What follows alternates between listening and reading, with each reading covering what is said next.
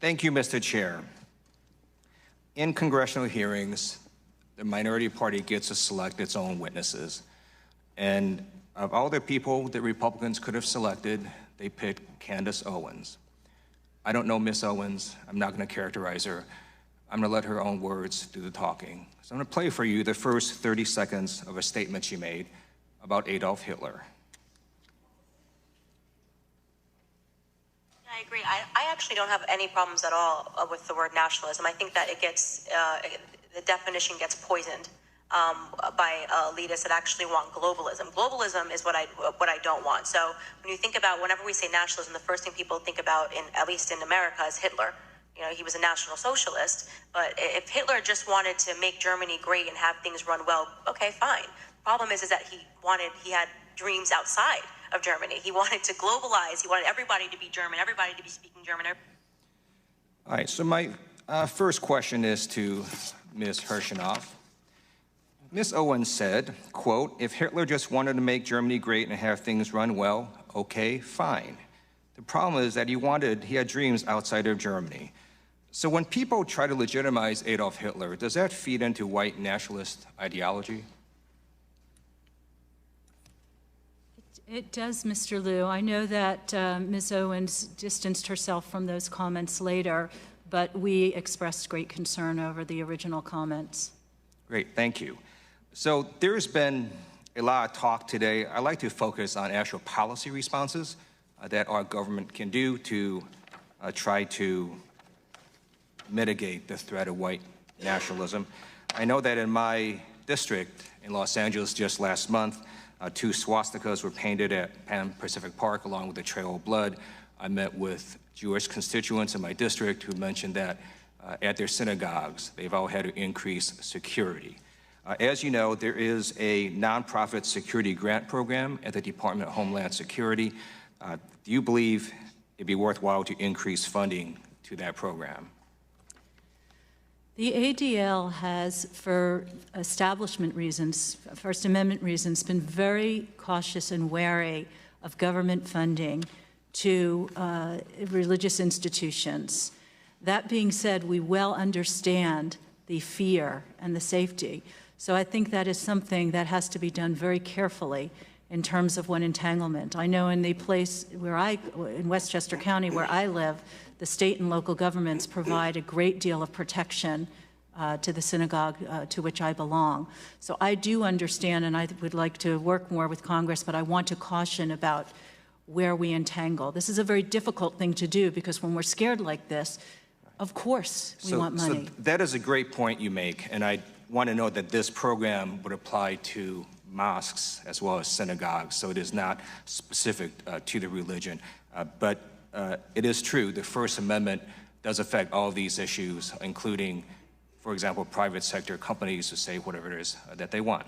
Now, I'd like to also talk about a second program, and this was one that I'm going to ask Ms. Clark about, and it has to do with the Trump administration wanting to cut a very specific office called the Community Relations Service Office in the Civil Rights Division of the Department of Justice. Can you first explain to American people what that office does and why it would be a bad idea to cut funding?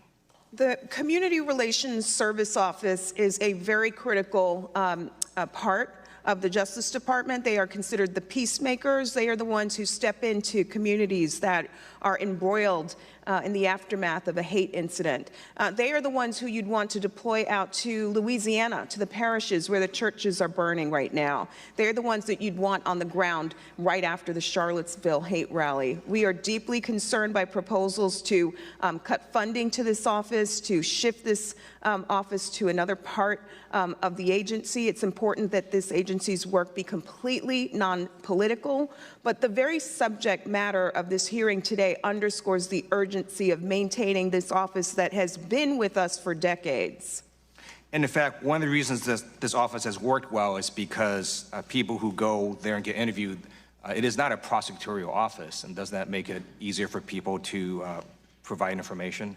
That's right. They are the peacemakers. They are the ones who go in and connect with communities that are suffering in the aftermath of a hate incident. They connect with victims of crimes and hate crimes and connect them with services. And most importantly, they're the ones who help to ensure that an incident doesn't escalate and lead to more tension. So we need this agency now more than ever. Thank you, and I yield back. Gentleman from North Dakota, Mr. Armstrong. Thank you, Mr. Chairman, and I would yield my time to Mr. Reschenthaler from Pennsylvania. Thank you. Ms. Owens, I'm sorry, we just heard a recording. Would you like time to respond to that? Yes, I think it's pretty apparent that Mr. Lieu believes that black people are stupid and will not pursue the full clip in its entirety. He purposely presented an extracted clip. The witness will suspend for a moment. It is not proper to refer disparagingly or to a member of the committee. The witness will not do that again. Witness may continue. Sure, even though I was called despicable. Witness may not refer to a member of the committee as stupid. I didn't refer to him as stupid. That's not what I said. That's not what I said at all. You didn't listen to what I said. May I continue? Please. As I said, he is assuming that black people will not go pursue the full 2-hour clip. And he purposefully he cut off, and you didn't hear the question that was asked of me. He's trying to present as if I was launching a defense of Hitler in Germany, when in fact, the question that was asked of me was pertaining to whether or not I believed that whether or not I believed in nationalism, and that nationalism was bad. And what I responded to was that I do not believe that we should be characterizing Hitler as a nationalist. He was a homicidal, psychopathic maniac that killed his own people. A nationalist would not kill their own people. That is exactly what I was referring to in the clip, and he purposely wanted to give you a cut-up similar to what they do to Donald Trump to create a different narrative. That was unbelievably dishonest, and he did not allow me to respond to it, which is worrisome and should tell you a lot about where people are today in terms of trying to drum up narratives. By the way, I would like to also add that I work for Prager University, which is run by an Orthodox Jew. Not a single Democrat showed up to the embassy opening in Jerusalem. I sat on a plane for 18 hours to make sure that I was there. I'm deeply offended by the insinuation of revealing that clip without the question that was asked of me.